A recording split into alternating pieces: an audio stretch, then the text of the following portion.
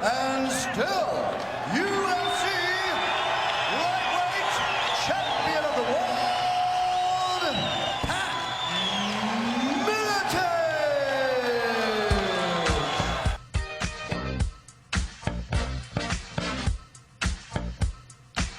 That's right, y'all. Today we're coming at you with UFC Hall of Famer Pat Miletich. You may also know him from the Conspiracy Farm podcast. We're going to hit you with a little MMA, and we're going to hit you to some things that you may not be aware of and you might want to look into.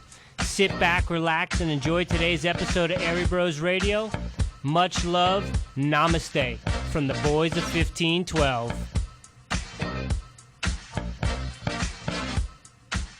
Hello, Pat. Yeah.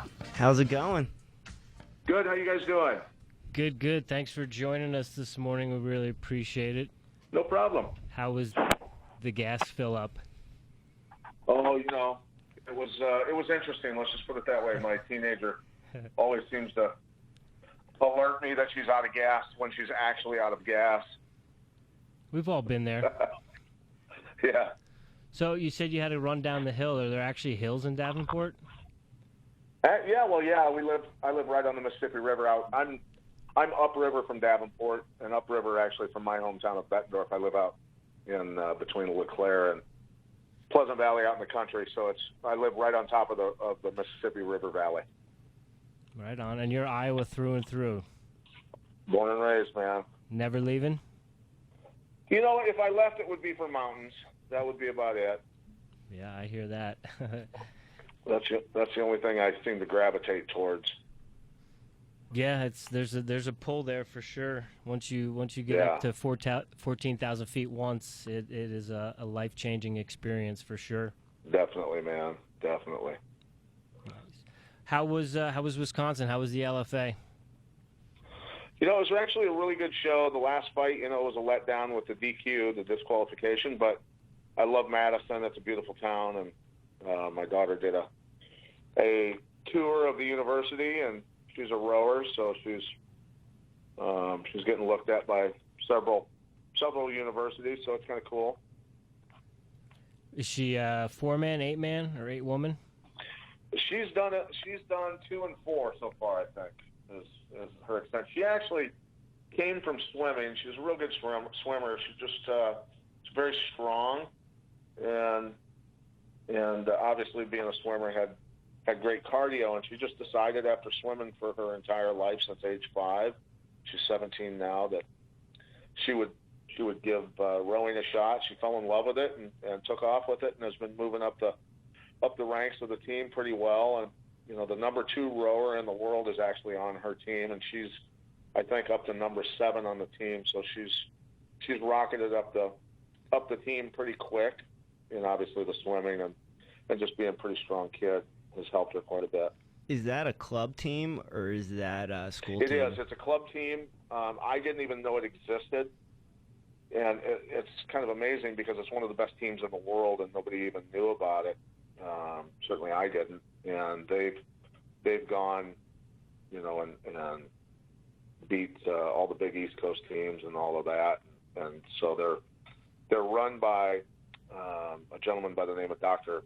Peter Sherris, who is a cardiologist and a former Olympic rower who just has dedicated his time and volunteers and coaches the team and has done an incredible job, turned them into and I think they were very good before he took over, but has really turned them into kind of a global powerhouse in terms of clubs. And are they rowing on the Mississippi? Yeah, the backwaters of the Mississippi. There's a slough right where their boathouse is, and they're able to stay out of the current where all the big barges are and the boat traffic and all that stuff. So they've actually got pretty good chunk of water to practice in. Nice. Is she has she looked at Oklahoma City University or OU? They have a pretty good the OTC for rowing is down there. Tulsa has actually been talking to her a lot. Okay. So, and Tulsa just won. I think they just won. Gosh, I forget what they just won. They won a huge event with their two woman. So they're real good also. Yeah, they have that OTC down there in Oklahoma City, and there's quite a big rowing group down there, both from Oklahoma City University and OU, and then just all the people that are down there for the OTC training. Yeah, pretty cool.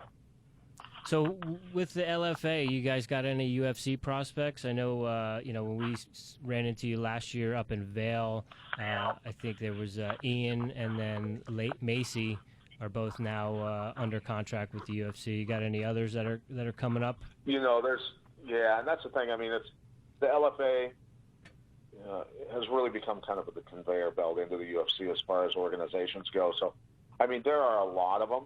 And, the thing is the minute I say their name in an interview or talk about them over the top, they're gone. So I'd like to hold on to them just for maybe one more fight. But no, there really is. There's a lot of guys and gals that are really quality fighters that, just need maybe a tad more experience type thing. And that's the thing that I try to encourage camps and try to remind camps and fighters, listen, everybody's really eager to get to the UFC, and a lot of times they get there too early. They don't have enough experience, and they end up getting chewed up and spit out by the machine. So, I encourage people to go when you think you're capable of beating anyone in the UFC and truly winning a world title. I mean, look at yourself in the mirror and have a really honest discussion with yourself and say, I think I can beat the reigning world champion in the UFC. That's when it's really time to go there. And going there before that, it many times doesn't end up, the way the kids want to. And this is too rough of a sport to not be successful at. You know what I'm saying? Right, because, I mean, it's, mano a mano, and at the end of the day, you're getting your hand raised. There's, as much as I love the sport, look, man, it has its dark side. There is real damage being done, lifelong damage, and so if you've got your druthers, you want it to be the other people and not you. I mean, even of course the people who come out on top have lasting damage. So you don't want to be one of the also rans because you're the one that got run over by the truck. Now I know the landscape is a little different from the days of Miletich Fighting System when you had a majority of the UFC roster. Did you have guys that you kept from going in the UFC, or since it was a little different back then, if someone got a call? Did I have guys what? That you held from going to the big show to kind of get them ready? Yeah, I mean, there were kids that I held back, but and also, I mean, when the IFL started and it had a lot of very experienced fighters in it. People, the coaches, Boss Root and Frank Shamrock and a bunch of other guys were putting together their rosters, and I put together my roster on paper and was told there is no way that we could compete. Those kids didn't have enough experience. But what I said is I know these kids' capabilities, because these were not guys that were in the UFC yet. They were good fighters who were fighting on, the Midwest circuit type stuff and things like that. But I knew that they, with the right pressure and the right training, could be ready for that type of contest with that level of athletes. And so I just focused on those guys and got them ready, and we won several championships and stuff. But go Silverbacks. Yeah, but those guys, after doing that, several of them then went into the UFC. Yeah, there's the development that needs to go on, and that's a kind of a great segue into what I wanted to talk to you about or get your thoughts on. A guy like Aaron Pico, who was on the USA senior level wrestling as a 17-year-old, signs his Bellator contract, has all this hype behind him, and then within a year of being in Bellator, all of a sudden he's 4-3. Yeah, I think signing him the way they did, and I think that there was a signing bonus involved and a lot of other stuff. I think that was premature. I mean, fighting is much different, I think, than basketball. Moses Malone coming out of high school, I think Moses was the first guy to go into the NBA straight out of high school, or one of the first. He was a massive guy. But fighting is a little different. I mean, people in fighting especially, and I think just in general, men reach their peak, physical peak with fighting between about 28 and 34 is when they're their strongest, fastest, just toughest And so throwing a boy in with men, I think was not smart. You know, we saw that with Sage Northcutt fighting Cosmo Alexander over in ONE FC and getting his face caved in with one right hand. You know, it's men versus boys. So, you know, people have to be brought along slowly and have to be developed, you know, before they're just thrown into the fire. You know, obviously Pico's a great athlete, but when it comes down to it, I mean, men are men and boys are boys. Yeah. Now with Pico, he's 4-3 right now. Obviously, you don't have a time machine and go back and fix that. But as a coach, how would you proceed from here to get him back on track? You know, I'd put him in a boxing gym, strictly in a boxing gym, and then go from there. Once he developed the skills of the true footwork and head movement and defensive skills with high-level professional boxers, you know, then I would rebuild his Muay Thai weapons based off of the boxing footwork, head movement, and defensive skills, and add the Muay Thai skills to it. That way he had that base of fundamentals and stuff, you know, would probably be the best route for him. You know, look, anybody can get knocked out, but if you spend a lot of time training and sparring with high-level, world-class, and world champion boxers, getting punched and getting knocked out by an MMA guy is a hell of a lot less likely.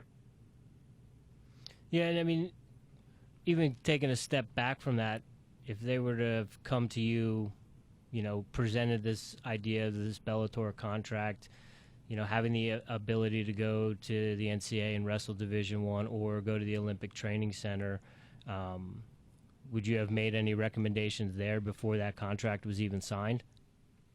Go get your degree, so if you get your head caved in and things don't go right, you've got something to fall back on, you know. Frankly, I'm very frank.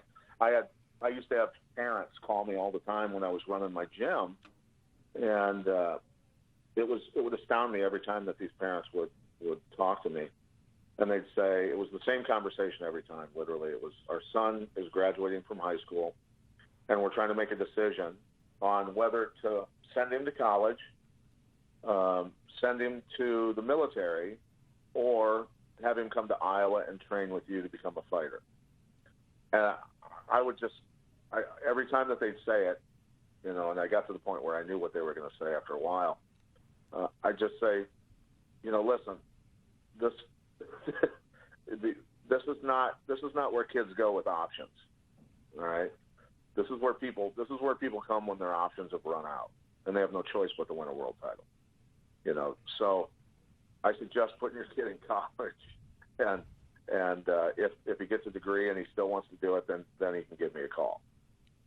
Now, someone like Robbie Lawler, he started with you when he was in high school still? Yeah, he started when he was 16.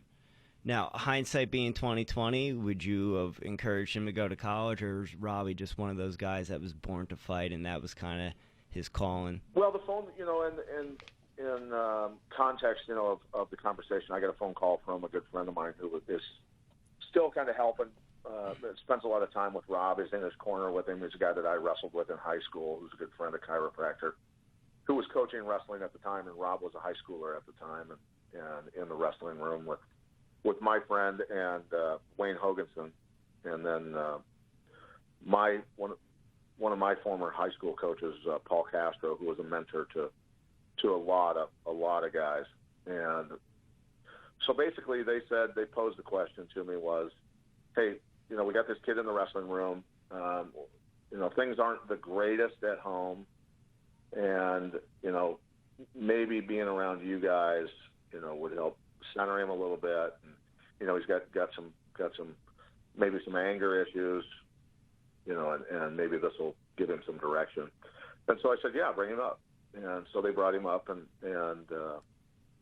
he started working out with us when football season and wrestling season weren't going on. He would train with us, and then it just grew from there. And, you know, with Rob, it was kind of unique. Rob is a very stoic, very quiet person, but he's very smart. He's very observant, and he learns like a sponge. And the one thing that happened is, you know, world champions and world-class fighters would come in from out of town and train with us, and Rob was a senior in high school and beating the shit out of all of them. and it quickly dawned on me, obviously, that he could pretty much do this if he wanted to, and he had the right mentality, the right physicality, and things worked out. But that's a rare, unique kid that has all the right components that you pretty much he's going to succeed. Yeah, and he's still in the game, which is yes, he is pretty impressive. And talking about his stoicism and maybe not being super psyched to be in front of the camera or media days and stuff like that. Now that we've kind of gone into this era of entertainment, fighting for entertainment, and the trash talking and to sell the fights and stuff like that. I mean, what's your take on all that? Are you into it? Does it turn you off? Do you see the why they're doing that sort of stuff? Well, I mean, look, they're trying to be Conor McGregor, and Conor McGregor is Conor McGregor. That's him. He's not brash and cocky like that, obviously, without the cameras, but that's him. That's his accent. It just sells here in America. An Irish kid from the ghetto in Dublin, it sells, man. It makes sense, and he's a very flamboyant, very outgoing personality. So his natural put on the dog and talk thing works here in America. When a lot of guys, like that Hernandez kid talking smack to Cerrone, it came off as classless and frankly retarded, and he ended up getting knocked out, which made it even worse for him. I think that ultimately, look, be yourself and let your fighting do the talking for you. If you dislike a guy, you dislike a guy. But manufactured is pretty easy to see through. It's pretty transparent, and it many times hurts the marketability of an athlete more than helps. You know what I mean? Now, someone you guys battled with, or Matt Hughes battled with, was Frank Trigg, and to me, he was one of the first guys who really kind of took that ball of trash talking and ran with it. How did Matt react to that? Did that get under your guys' skin, or you just knew you were going to go in there and choke him out twice? In terms of talking smack and everything, I mean, for myself, I didn't do it because I didn't want to give a guy a reason to want to fight me harder. You know what I mean? I'd rather sneak up on somebody and beat him. But in terms of Trigg and Matt Hughes, that matchup, Trigg just naturally wore the black hat very well. I think that he recognized that was an avenue for him to be the bad guy type thing against Matt, and it worked. And it actually did annoy Matt. I've only seen Matt mad a couple times, and he's pretty motivated to break stuff on you when he's mad. So with him, it doesn't really work all that well. I remember those fights. I was a Matt Hughes guy. My brother was definitely a Frank Trigg supporter. So there's a lot of, even between the two of us, there was a lot of jarring going back and forth. That's funny. And I think it is definitely there's a healthy line there. And then if we look at like the bare knuckle boxing, with Paulie and Artem, I think that kind of took it too far. And then it's like, how much of this is an act? How much of this is real? Did you catch any of that stuff? Did you happen to see that fight? Yeah, I did. Paulie's pretty animated, obviously, so he gets into the trash talk, and then, like I said, I'm not really into it unless, Chael Sonnen would do it, and Chael was very, very quick-witted and used the WWE shtick very well. He did it in a real condescending, eloquent way that belittled his opponents and things like that, which was it was comical at times. But just the getting angry and yelling, and I'm not into that. Yeah, no, and I think the beautiful thing about what Chael did was that he never cursed. He, like you said, he was very eloquent. And at times he was very funny about it, and now it seems like it's to the point where everyone's dropping F-bomb, everyone's an MF-er, that's that. No, post-fight interviews in the cage where they're doing that too. It really doesn't make a whole lot of sense to me. I'm just a former fighter. Well, I think you're more than that, but that's, I appreciate you being humble. What are your thoughts on bare knuckle? I mean, is it just so ridiculous? I like it. I mean, I would, if I had the backing, I would start a bare knuckle, no gloves, no holds barred, mixed martial arts organization, actually, because that's the original roots of the sport. You know what I mean? I mean, the old school boxing, you know, gosh, now it's slipping my mind what they called it in England. Well, anyway. No, I think it's great because people have to be intelligent about how they throw punches. You can't just blast people with bare knuckles, because your hands are really ultimately made to play the piano, not to smash into hard things. So you've got to be very accurate. You've got to pick your shots. You know, otherwise you're going to injure your hands, and some people do, some people don't. The guys with experience in bare knuckle fighting seem to go to the body a lot and drop people with body shots, which is, you know, it shows their experience. Yeah, I think Paulie broke his hand in the second round. Coming up, did you have any bare knuckle fights? Was that, I mean, or were they using gloves by the time you got into it? I fought when we wore these almost like a sheath over your knuckles. It wasn't really a glove at all. Maybe a 1/4 inch thick of padding that was just like almost like a rectangle pad with finger loops that you put through, and then a wristband that you went around your wrist and then taped it. So they're essentially not really gloves. We weren't wrapped or anything like that. And that was back in 96, I think, 95, somewhere in there. So, and I've had plenty of fights that I'm not proud of that we obviously weren't wearing gloves, that were out on the street and alleys and things like that. But, you know, good fights with biker gangs and rugby teams and all that sort of stuff. So, jeez. Now we saw someone like Artem beat Paulie, and obviously in a boxing fight it would probably go a different way. Now with MMA bare knuckle, how much of a game changer do you think that would be? Do you think guys who maybe not be at the top right now, you take the gloves off, it's a whole nother ball game? Well, there would be a lot more grappling. So the better wrestlers and grapplers are probably going to come out on top, to be honest with you. That would probably be the route it would go, because it would be more realistic. And in reality, I mean, I would encourage them to fight the way that they want to fight. Don't fight the way, you know, you're motivated to fight in the UFC, where you get, you know, knockout of the night bonuses. So here's a big question for you that we've had on our minds for a very long time, and in doing some research and stuff, we saw that you did a video with the Brands brothers. Why have we never seen Iowa Hawkeye world champion or UFC champ? Well, I think, you know, when people go to the University of Iowa, they're there to wrestle, and, you know, probably go in with aspirations of going to, you know, at least getting on the Olympic ladder, wrestling, you know, internationally and things like that. So I just don't think that they're inclined to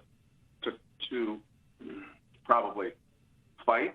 Royce Alger was one fighter that, you know, wrestler that dove into MMA from wrestling at Iowa. And then let me think.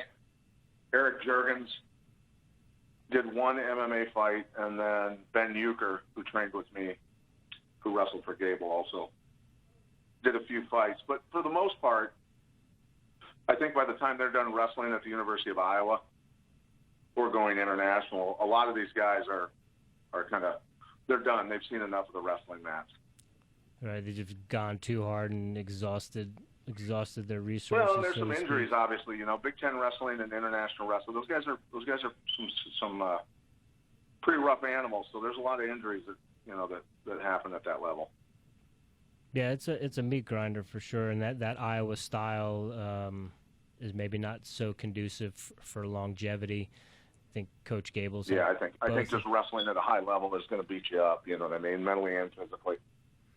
Yeah, and it seems like oftentimes there's guys that, you know, when they come up injured, you know, in camp a couple weeks before a fight or have to pull out. Sometimes it's something that's coming from the wrestling side of things, not necessarily from sparring or striking. Well, and I mean, if you go into a high level wrestling room, I mean, there's guys in there in wrestling practice with their knees all wrapped up, with their shoulders wrapped up, with their, some of them wearing neck braces sometimes because their necks are trashed. I mean, those guys are going to train no matter what. But like I say, by the time they get to the end of that road, they've had enough. And I think the situation that's been going on lately in MMA the past few years with people not making weight and pulling out because of stub toes and things like that just never happened before. Yeah, why are we seeing more of that? That was another thing we had. Back in the day, it was never an occurrence, and now it seems like almost every card there's at least one person that's missing weight. I think people just aren't committed. There's a lot of people in the sport that aren't committed. They don't prepare correctly. They're not committed. The coaches aren't paying attention enough. Athletes aren't doing it right. Aren't whittling away at their weight, eating correctly, trying to lose too much weight the last week of the fight. Things like that. And I mean, so I never give it any remorse to an athlete for not making weight, simply because I cut weight from the time I was in 6th grade till I was 42 years old, and I never missed weight one time, as a child or an adult. So I just dismiss it as just, many times just being lazy, not working the weight off, not eating correctly. It's just pure laziness in my mind. And with the UFC, they usually take like 20% of the person's purse. Are they doing similar things in LFA? Is there anything that you think that these organizations? Yeah, I mean, most of the time, I believe the purse goes to the other athlete, but there are athletic commissions that decide that they somehow deserve some of the money and not the other fighter. So that's something that I've never agreed with. I mean, if you're going to have to give up money because you can't give weight, the money should go to your opponent, not the athletic commission. Now, if Pat Miletich got to make the rules, what would your rule or your decision be on someone who makes weight? Would you let them fight? Would you take all the money away? What are your thoughts on that? Someone who does not make weight? Yeah. I've talked about this a couple times, and the first time, take the 20%, whatever, if the opponent wants to fight them, and then the second time they do it, they're gone. I would get rid of them out of the organization. Did you ever have a fighter refuse to fight someone who didn't make weight?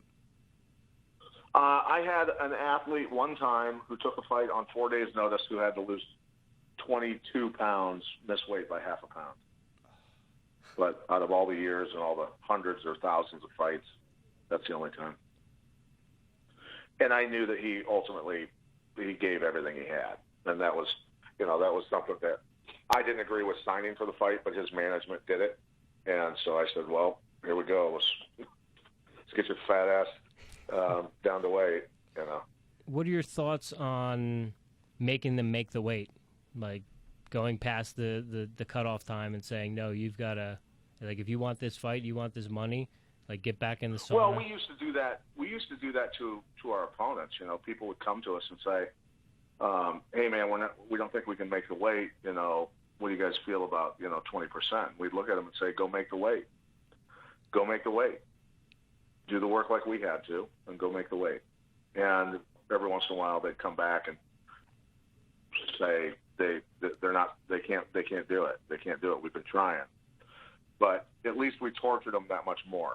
You know what I mean? Right, because it seems as if the guys that aren't making weight are still the guys that are ending up winning the fights. Oh, many times, absolutely, and it's garbage. Yeah. Especially when you see someone get knocked out who made the weight and the guy's 2 or 3 pounds overweight and they're winning and knocking someone out. Yeah, and they're, naturally a much bigger guy, so they should have to pay the price, right? Now, you said you never missed weight, but I think all of us wrestlers have that 1 or 2 stories that stick out in our head of, a weight cut. Do you have any weight cuts that stick out to you? All of them. Yeah, there's several, but probably the funniest one was, I told it on Rogan's show, but I don't know if you guys have heard it, but I was cutting weight for a fight with Shoney Carter in the UFC in New Jersey, and back then in New Jersey, the weigh-ins were the morning of the fight, so you had to make weight the same day. And so I cut weight at night, and then laid in bed and struggled. I didn't sleep the entire night at all because I had a brand new house being built, a brand new gym being built, a Gold's Gym that I was one of the owners of, and then I had a brand new baby coming, or a brand new baby that had just arrived. And so anyway, there was a little bit of pressure at the time, and I made weight, struggled a lot, but I made weight, and then once I got back up to my hotel room, I started cramping really bad, and cramped to the point that I had to tie my wrestling shoes on really tight to keep my feet from curling downward from the muscles on the bottom of my feet cramping. So I called my manager and I said, "Hey man, you got to send somebody to get me. I need to get rehydrated somehow, and otherwise I'm not going to be able to fight tonight. This is pretty serious." And so anyway, he sent Tom Sauer, who was a guy that used to come up and train with me now and then from Florida, who he had fought in the UFC, and so he came to get me. And the thing about Tom is he had severe Tourette's. So anytime he was around women, he would say derogatory things. Anytime he was around black people, he would say, derogatory things. And so nonetheless, he took me to the hospital. We're walking up to the hospital, and the entire hospital is nothing but windows. And every person working in the hospital, every nurse, every doctor, every janitor, every person in there is black. And I went, oh shit, we're going to walk in there. Tom's going to start dropping N-bombs, the N-word, and blurting it out because he has such severe Tourette's, and we're going to get kicked out. I'm not going to get an IV. I'm not going to be able to fight. I'm going to lose my house that's being built because I needed the money from the win for the down payment. I had a lot of stuff going through my head, and I was very dehydrated at the time, obviously. So things that magnifies it a lot more. So he goes, "Don't worry about it, Pat." He's chirping and squawking, and I believe he's on medication now that quiets him down, so he doesn't have to deal with it. But at the time, it was pretty severe. So we walked into the hospital, and we walked up to the nurse at the reception desk and said, "Hey, my friend," and he, made some clicking and chirping sounds and dropped the N-bomb a couple times, the N-word a couple times, and she looked up at him and said, what the fuck did you just say? And he goes, "I'm sorry, I've got severe Tourette's. My friend's very dehydrated. He needs an IV." And she looked at me and could tell right away that I was in pretty dire straits. So she ignored what Tom was saying and got me into a room, and they gave me an IV and revived me enough to where I could at least fight. But I was still seeing double when I fought. So it was crazy, but it now that I look back on it, it was hilarious. The people that worked in the hospital had to be just laughing at us after work, Was that in Newark or Atlantic City? New Jersey. Where in New Jersey was it? Newark. Newark, yeah. Continental Arena. All right. Yeah, you're talking to two Jersey boys here, so we're very familiar. Okay. But now looking back, knowing what you know as an athlete and as a coach, how would you go about things differently if at any point would you do things a little bit differently in terms of your build-up, your fight camps, your nutrition, everything? If I could go back in time and do things over, I would probably have started golfing at age 5. To be honest with you. Yeah, good answer. No, I think that we prepared the way we were supposed to. That there was a glitch with that one for me just because I had so much going on and was not paying attention to my weight closely enough. But, either way, I made weight and got through it and won the fight. But, I mean, we prepared, I think, appropriately. I think that, we always did strength and conditioning stuff in the morning, technique stuff in the morning, fight speed at night when our bodies were warm and when we would be fighting, naturally. I think that, there could have been a little more chiropractic care, a little more rehab, a little more restorative movement, a little more yoga thrown in there, some things. But, for the most part, we were expending all of our energy on fight preparation, with whether strength and conditioning technique and fight speed work. I mean, it was balls to the wall until fight time. Obviously the taper about 10 days out would begin and just do enough to keep your weight down and fine tune everything. But I think we did things pretty well. How does the Leadville 100 come into your lexicon? I mean, how does something of that magnitude coming from fighting in a cage, and being the size that you are, where did the whole interest in Leadville come in? It was kind of a couple of storms coming together. It was a friend of mine who he and his family did some training with me. His kids, even his wife and himself, did martial arts training with me for quite a while. And he's a professor at a local college here, university. Dr. John Byrne, he's finished Leadville 3 times, and he came to me before he had ever done it and said, "Hey man," he goes, "I wanted to thank you for all the training and the motivation and everything you've done for me." He goes, "But I think I'm going to go do this Leadville 100 thing. I'm going to start training for that." So I said, "What the hell's the Leadville 100?" And he told me about it, and I said, "Okay, that's unfathomable. Go have fun. Go knock yourself out, dude." And then after he had done it once, I met David Clark in Colorado at a fight, and we talked a little bit. And that's when I really started to get fascinated, and I was retired from fighting by then, and some years had gone by, and I thought, I need something that scares me to motivate me into training again, because I'm, after the adrenaline that you get used to when you're fighting in a cage, in front of massive crowds and all that sort of stuff, a few things out there, get you really nervous. Maybe a giant wave when you're a shitty surfer, jumping out of a plane when you're afraid of heights, which I am, or running 100 miles through high altitude in the Colorado Rockies, which, I had never even considered running a marathon when I started training with these guys. But that's kind of all how it came together. And it led me to finding out that I was gluten intolerant. I couldn't figure out what was wrong with my body. I had severe arthritis, asthma, all kinds of issues. And through pushing myself, trying to train with those guys, I at least discovered that I had a severe gluten allergy, and started straightening those things out also. But it's kind of it's a community with like-minded people from fighting, just not with the testosterone overload, and the aggression. You know what I'm saying? I'm trying to bring that back into it. So in finding out that you were gluten intolerant, I know for me, when I take in gluten, it hits me the hardest in my brain. And you had mentioned that it was, you found out because of the inflammation and stuff like that. Had you ever picked up on, or were you in tune to notice any sort of differences in your mindset day to day from some of those days where you might? Oh yeah, absolutely. I mean that, and like they say, now that I thought I knew a lot about nutrition and supplementation and things like that when I was fighting. I ultimately didn't know anything.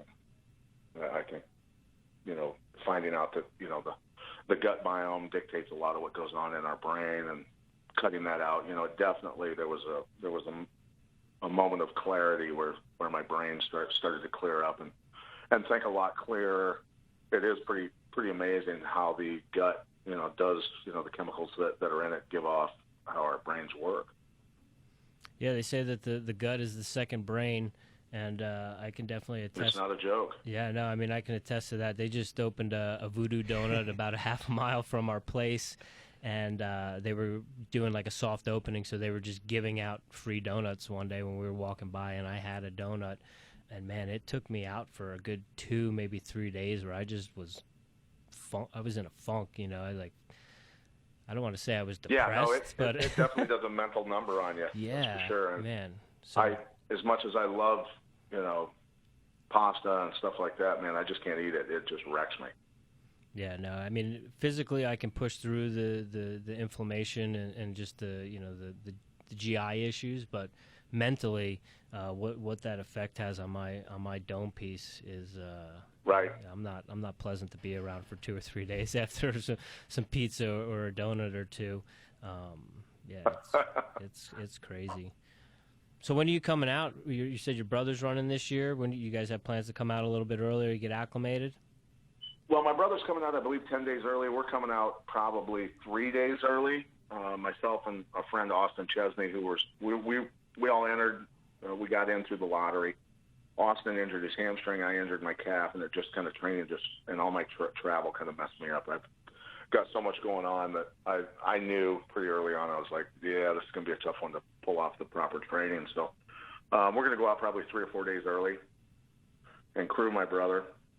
Austin's healed up now from his hamstring to be able to at least pace John quite a bit of it. I can pace him part of it, and then hopefully get him through it. He's 59 years old. He did Leadville last year, missed the 50-mile cutoff, having, he trained 10 months to do his first Leadville, had never been a runner in his life or anything like that. So, I mean, he's pretty hard driving and pretty focused this year. He's a lot stronger this year. We're pretty happy about, how well he has done and improved. And so I think he might get a buckle this year. Nice. You got to take him over Hope Pass? Austin has already planned to do that with him, okay. And so he'll take him over Hope Pass. And I tell you what, my brother's 6'4", 6'5". Damn. His power hiking skills are ridiculous. I mean, ultimately, he could probably power hike the vast majority of Leadville and still finish. I think the only thing that would stop him is probably just, last year he ran into problems with not eating correctly. He definitely was not eating correctly and arguing with me about eating a peanut butter and jelly sandwich, and it was pretty interesting. But he learned from that experience, so I think it's going to come down to him fueling correctly. Yeah, the first time I did it in 2014 at the Airbnb I was staying at, we had a gentleman who was in his 60s. He was a former Polish Special Forces, and in a very thick Polish accent, his advice to me was, if you don't eat and drink, you will die. Yeah, that was the most impactful piece of advice I got that first year. And that's everything. I tell people all the time, it's not as hard as it sounds. As long as you can continue to eat and drink, you're going to be able to keep moving forward. And like you said, you can walk or hike up to 50 or 60 miles of that race and still get across the line in 30 hours. So right. Keep them eating, keep them drinking. I got one more thing for you, and then we'll let you get out of here. Everyone on surface probably knows you as a UFC Hall of Famer, coach of 4 UFC champions, all that good stuff. But you have a podcast. It's called Conspiracy Farm, and what I wanted to ask you was, one, why should people look into the creature from Jekyll Island? And then the other thing was, what are 3 things that no one's paying attention to that they should be paying attention to? Yeah, okay. Well, I mean, first off, the Creature from Jekyll Island, written by G. Edward Griffin, incredible book. That opens up kind of the Pandora's box to people understanding how the system really works, the monetary system, and why things are the way they are. It goes all the way back to, the history of the monetary system in mankind, in human history, number one. But more than anything, it talks about the development of the central banking system in the United States, the war that went back and forth between presidents and central bankers, and then finally the globalists being smart and calling it the Federal Reserve and making it stick. And they wrote that entire plan in, it was 1910 on an island, Jekyll Island, off of the coast of Georgia. And basically representatives of all the Rockefellers and the Rothschilds and everybody, all their representatives, their financial gurus that put that together and handed it over. And in 1913, the Federal Reserve Act was passed when a vast majority of Congress had gone home for the holidays. And here we are stuck with a monetary system that's pretty messed up and pretty controlling of our politicians. Globalists are able to access our politicians and basically destroy national sovereignty is what's been an erosion of it, on a consistent basis for the past 100 years. And ironically, they don't call it the century of war for no reason, because it coincides with global banking, the central bankers. So anyway, with that, that's something that's very important that people educate themselves about. And then, I think one of the things that people need to pay attention to is, false flags. Learn the history of false flags that caused wars, as it pertains to, I mean, just read about the Gulf of Tonkin that caused Vietnam and cost 1 million Vietnamese lives and almost 60,000 American lives. That when your government is willing to falsify something to cause a war that will kill over 1 million people, a shooting in Las Vegas, a mass shooting in Las Vegas to do something to get a desired response isn't that big of a deal to them.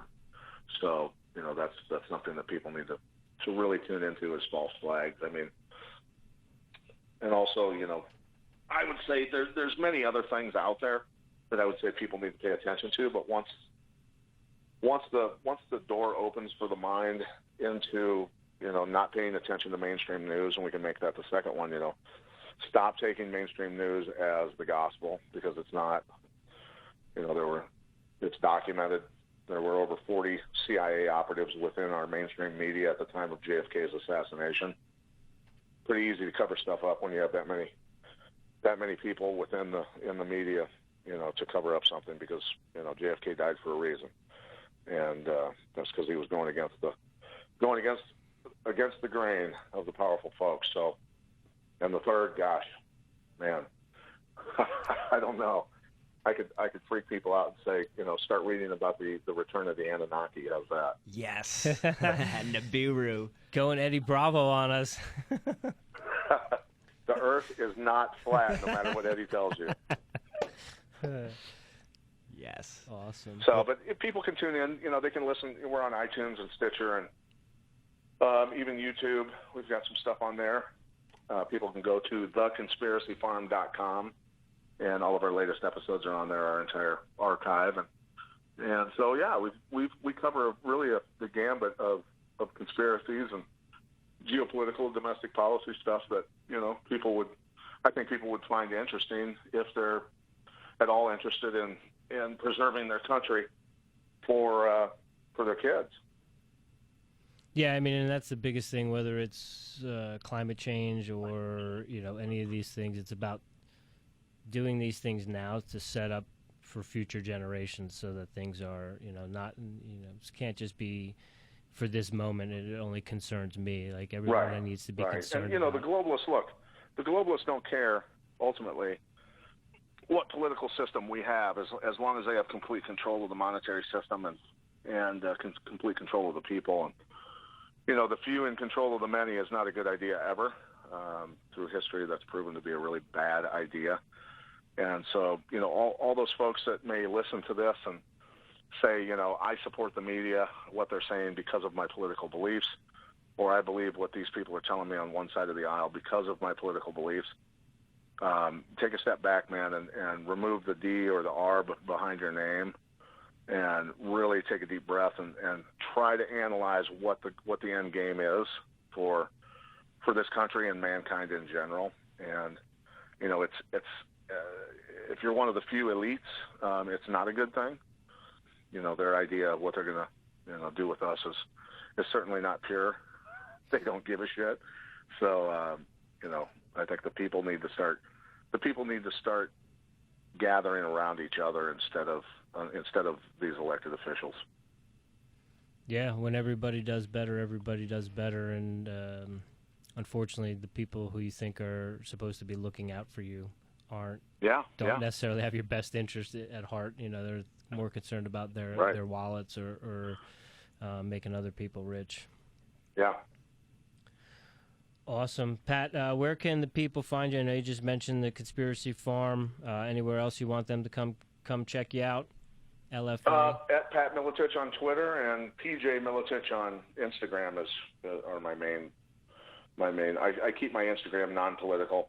My Twitter, I'll mess with people politically on Twitter. I have fun with that, but for the most part, my Instagram stays neutral. Right on. Well, thank you very much. When you come out, if you come out a couple days early and you need a Sherpa, you want to go to the top of Elbert, just give us a call. We'd be happy to carry your stuff for you and get you to the top. You won't need to carry my stuff to get to the top of Elbert, but I am deferring until next year for Leadville, so hopefully I can get it done. Nice. Yeah. If you ever have any questions or anything with training or anything like that, just give me a holler. I'm happy to. I need all the advice I can get. Trust me. Yeah, we'll sit down and we'll talk when you get out here. Awesome, guys. Thanks, brother. Have a great day. Appreciate you so much. Thank you, Pat. Hey, thank you. Have a good day. one. Bye. Pat Miletich, ladies and gentlemen, UFC champion, UFC Hall of Famer, legendary coach in MMA, and now deep into the conspiracy world of educating people on what they need to know about what's going on in this world. And, just super honored and quite a pleasure to have Mr. Miletich on. So hope you guys enjoyed that. I know I thoroughly enjoyed that. Jimmy, does that stoke your bliss there a little bit? That stokes my bliss. Like, get to talk to Pat about Frank Trigg, Matt Hughes, and then, listen to weight cutting stories. And then, I'm not as hip to the conspiracy deal as you are. And when he said there was 40 news reporters that were CIA, like, I'm going home and I'm binging on the conspiracy farm because he just blew my freaking mind. Yeah, he's had there's a lot of good ones. Some of them are when you get into like some of the child trafficking and sex trafficking and stuff, it like turns your stomach and you just can't even believe that kind of stuff it's going on or that especially at the high government level, some of the crazy stuff that's out there. But yeah, I mean, it's all about how deep you want to go. Or what you choose to believe or what you choose to block out. But I mean, when you have guys like that, and some of the other people out there that are producing content just to, hopefully wake people up and make them aware that who you think is looking out for you is maybe not looking out for you in the long run. I also appreciate his outlook and take on conspiracies. Like a lot of people who tend to kind of go overboard or ruin it. Talk about the moon landing, talk about flat Earth, stuff like that, and that's stuff that kind of turns me off. Like, what does that have to do with my life right now? But when you're talking about people in office, things they're doing, deals they're making that have direct effect on us, that's the kind of stuff that interests me more. So to have someone like Pat out there who's a fighter, but he's very intelligent and he researches these things, I love that. And I'm definitely going to be subscribing to the Conspiracy Farm. I've listened to some episodes, but I'm going to dive in a little bit. Yeah, just be careful, man.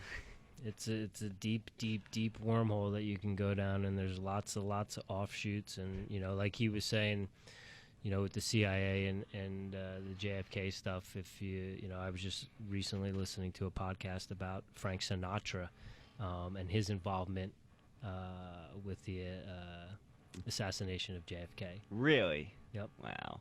It's called Disgraceland. All right. And it's those guys were Frank and JFK were boys up until he became president, and then when he became president, wasn't there some mafia stuff? Yeah. Oh yeah. When he became president, his brother Bobby, who was his right-hand man, was like, you got to cut, because you just got to listen to the podcast. Yeah. Disgraceland, Frank Sinatra. It just talks about, Frank's connection to JFK and the mob's involvement in getting rid of JFK. Yeah, as you're talking about it, I don't know if I heard about it on Tripoli's or something, but I remember listening to that, and I think there was stuff in Chicago that they were trying to crack down on, so I'll definitely give that a look. Check it out. This is Airey Bros Radio. Thanks for tuning in. Stay tuned for some more interesting guests, some fun stuff coming up. Much love.